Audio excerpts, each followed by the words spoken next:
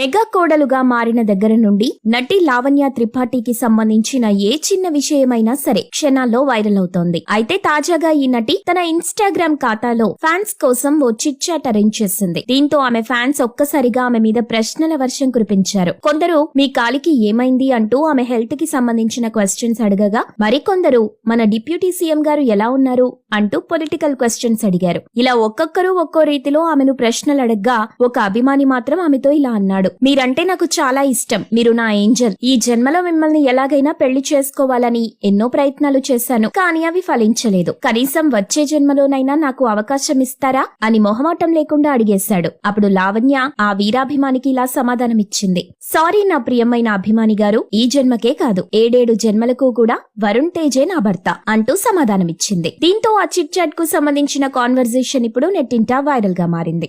మీరు ఇలాంటి interesting news updates మరిన్ని తెలుసు